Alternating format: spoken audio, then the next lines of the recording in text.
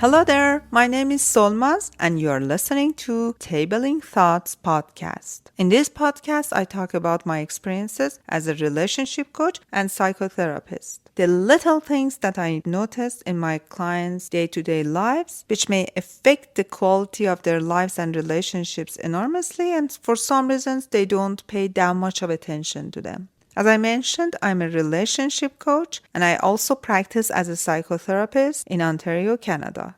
In order to get more information about me, you may check my Instagram account, YouTube, or my other podcasts via the links in description. This is the 23rd episode of Tabling Thoughts podcast, and we are going to talk about the role of emotional intelligence in relationships.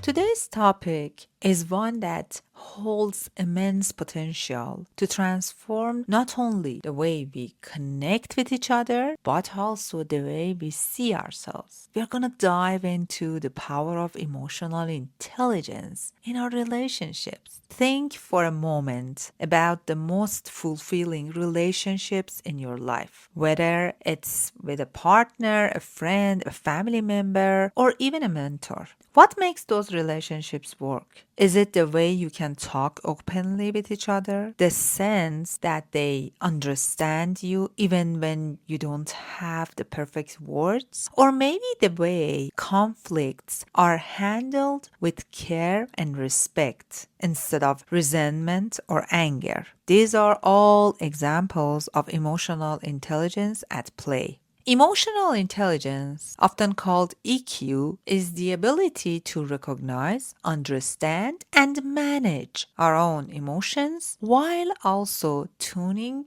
into the emotions of others. It's not just about being nice or emotional. It's about using emotion as a tool to foster connections, solve problems, and navigate life's challenges. Research has shown that people with high emotional intelligence tend to have stronger relationships, better mental health, and even greater success in their careers. But there is the thing. Emotional intelligence isn't something you're born with or without. It's a skill, a muscle that can be built and strengthened with practice. And it's one that can completely change the dynamic of your relationships, whether they are personal or professional. In today's podcast, we are gonna unpack exactly how emotional intelligence impacts our relationships. We'll explore how understanding emotions, both our own and others, helps us communicate more clearly, navigate conflicts with grace, and create connections that are not only meaningful but enduring.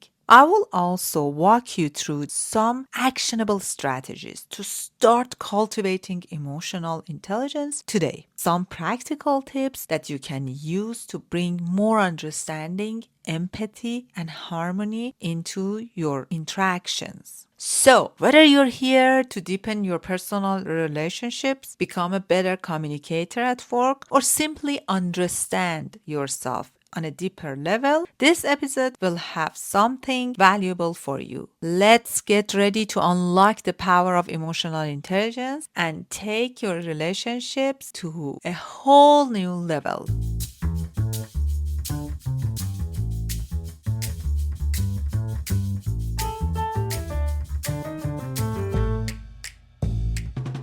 Emotional intelligence starts with self-awareness. Recognizing and naming your relationships helps you avoid being controlled by them. You can manage them. For example, instead of snapping at your partner after a long day, recognize you are feeling stressed and communicate calmly. The moment you name your own emotions, you can easily communicate with your significant other in a more constructive way.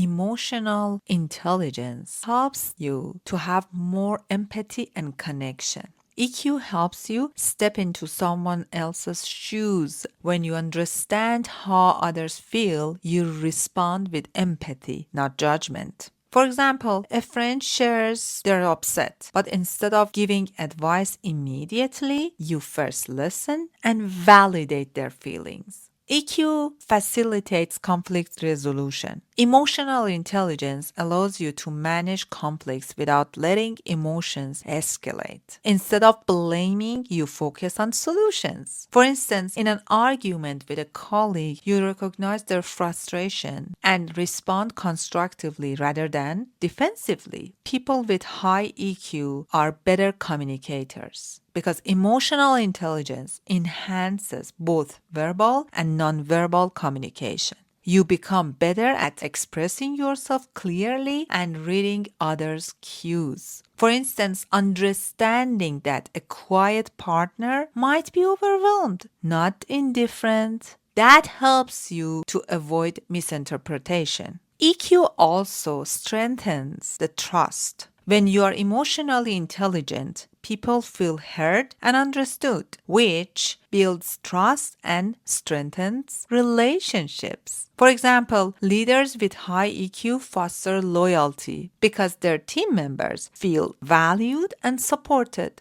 So, unpacking how emotional intelligence impacts our relationships, we got to the point to talk about some actionable strategies to cultivate emotional intelligence. The first and the best one that I always talk about is practice self-awareness. Start journaling. Miracle of pen and paper. Journal your own emotions on a daily basis. Ask yourself, what am I feeling? Why? How is it affecting my behavior? Pause during emotional moments to label your feelings before reacting. For instance, if you're frustrated, say to yourself, I feel overwhelmed because I have too much on my plate in this moment. Learn to regulate your emotions. Stop controlling. Controlling takes you to nowhere. By controlling your emotions, you will create more anger. Therefore, use deep breathing or mindfulness techniques to calm yourself down before responding. If you feel your anger is rising, take 3 deep breaths